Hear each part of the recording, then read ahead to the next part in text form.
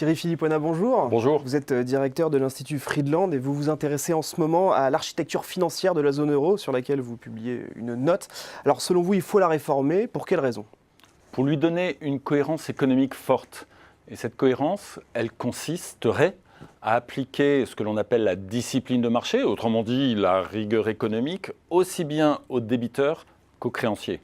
Le problème de la zone euro aujourd'hui, c'est que la discipline de marché est appliquée aux débiteurs, mais peu ou pas suffisamment aux créanciers. Et ça crée une asymétrie qui crée une zone incohérente qui semble ne pas savoir choisir ou vouloir choisir entre la logique de marché et puis une autre logique toujours possible qui est une logique interventionniste. Oui, parce que selon vous aussi, une dette souveraine, ce n'est pas un actif sans risque.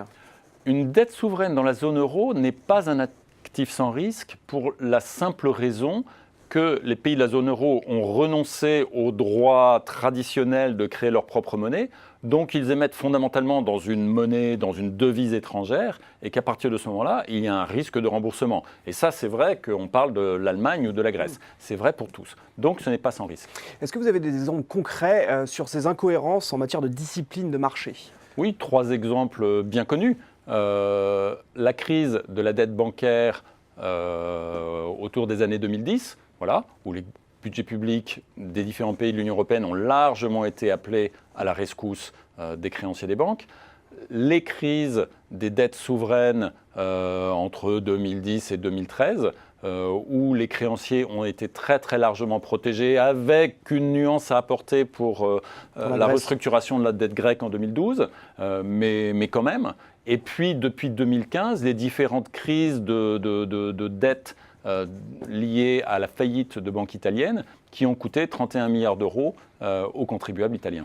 Il y a un autre exemple concret dont on parle assez souvent, c'est cette pondération prudentielle dans ce qu'on appelle Bâle III, les accords de Bâle III, où on voit qu'en fait une dette allemande, par exemple, est pondérée de la même manière qu'une dette grecque.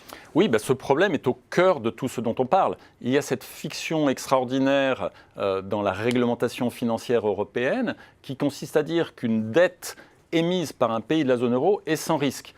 À partir de ce moment-là, puisqu'elle est sans risque, on va la pondérer à 0 pour calculer les ratios prudentiels. Et donc ça, c'est évidemment une fiction économique, on l'a vu, mais ça va nourrir un effet économiquement pervers par lequel les banques créancières vont allouer le capital sans faire une analyse de crédit suffisante et pas nécessairement au bon coût. Et ça, évidemment, ça profite dans une première analyse au créancier qui se dit tant mieux, c'est plus facile pour moi.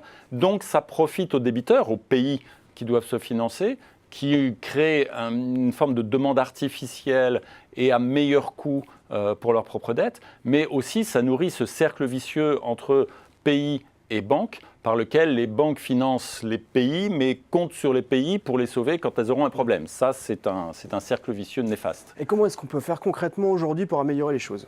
3 choses. Déjà, il faudrait réformer cette réglementation qui crée une fiction qui consiste à dire que les dettes souveraines sont sans risque.